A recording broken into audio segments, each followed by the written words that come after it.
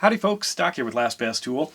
And as I was playing around with pliers, thinking about plier of the year, I started thinking about this one, and it seems to me that this is designed a little funny simply because they took a good design here and just bent it sideways, but they bent it in the wrong direction. And here's what I'm thinking, and then it led me down a rabbit hole, so I'm going to even call this possibly the plier of 2025, or the plier of next year, if all of these things, these changes I'm going to suggest, are implemented, and it's just on some casual observations. So this seemed to be where it started. They invented this nice toothy grin here, looks like a jack-o'-lantern or a Cheshire cat, and that helps a lot in, if you're trying to do a disconnect here with these, it helps center it. And the centering is important because then that allows you to blindly position this back pushing area. They did add texture, that was important here. You can see at that point. So this helps center it, which is good, but it only helps center it if you're in line, and obviously you've got wires or cables or hoses or whatever you're trying to disconnect coming out of the back of this thing. Which this gets in the way. The moment you turn it sideways, you basically start to undo some of the features of this, the self-centering, the gripping, etc. So to me, I thought, why is it designed like that? If you take a traditional, these are fairly well dialed in. There has not been a lot of innovation in this space, but if you look at the way these are bent, well, it's opposite. See that? This goes sideways, this goes in. Why? Well, because when you're going in, it gives you not only a sight line, but it clears the plier from any cables that are coming out of this thing, or tubes in this case, and this actually could work really well here. So then I started thinking, well, what else could you do? If you take a look at the kind of the traditional bent needle nose, they're the same way. The pliers are offset. So these are, I would guess, 90 degrees crooked. They just took the standard needle nose here, in fact it's about the same size, and I'll get to the size in a moment, and just bent the tips. I don't know if that's easier to do than bending them this way. It seems like if you wanted to design a new plier, it's all on the table. So let's take a look at this. There are several things. The size of it, I think it could be smaller. I think they took a traditional design. I started playing around with some smaller ones, and I've got electronics ones. This is not a high leverage plier, it's more of a precision plier. So you could go smaller. What about the spring? Do I want a spring or not? I want a spring, but I want a stronger spring and grippier handles. And here's the reason. When this starts to open up, I'm going to hold this out, hold this just like this. As I start to open, there's going to be a point where it's going to fall out of my hand because the pressure of that spring no longer can hold the weight of the plier, or the friction on my hand.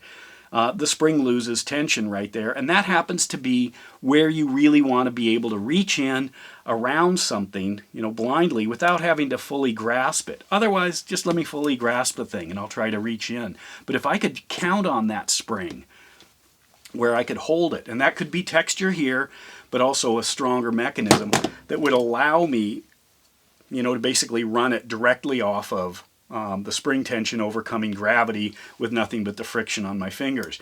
So I think it should be a little smaller. We don't need the full-size plier. I think it should have a stronger spring. I think these jaws should go this direction, not this direction. But I started playing with some other pliers, thinking, look at that. What if you got really crazy with the jaw design? And again, see how those are opposite of each other?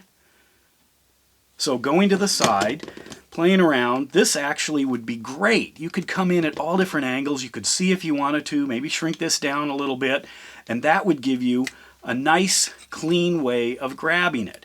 So then what? You want to be able to rotate the plier, at least have some play, but as I mentioned, that would undo some of the self-centering here. Well, we have pliers that actually have a swivelable jaw or tooth on the end. That's easy to do, I say. And you only need to do one because the other end of this is pretty much fixed. That can stay like that, maybe make it round, I don't know if it matters. So you'd have a swivelability here, just a little bit. It doesn't have to be that much, 30 degrees, 40 degrees is all, because you're coming in, in here. That's it, depending on, you know, what's in the way. So now we've got a swivelable one. As these jaws extend, you also end up having to open the plier quite a bit. So what's the way around that? Well, we've already solved that. It's called a slip joint. So this thing could, you know, grab in the large position. I can undo it there, or I can undo it here, you know, in the smaller position. Either one, but it allows me to grab the plier differently and for different size connectors, large and small.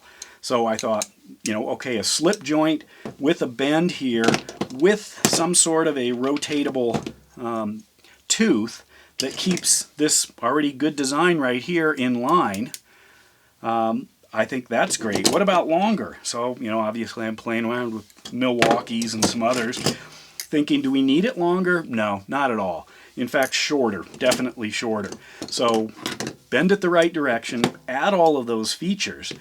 These, you know, aren't, even, you know, when you look at this one,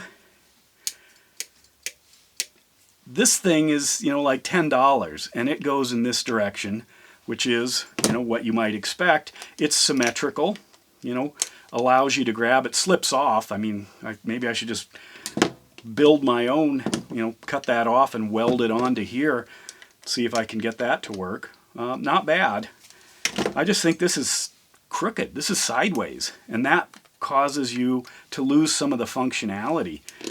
So maybe Lisle will make, you know, the plier of the year for next year by incorporating that bent head, by turning this 90 degrees, by putting this head on, this part on a swivel, by making it a little smaller, little stronger spring, little grippier handle, and go ahead and throw a slip joint in there. Why not? You know, and then we have got plier of next year. My thought. Let me know yours. And with that, Doc out.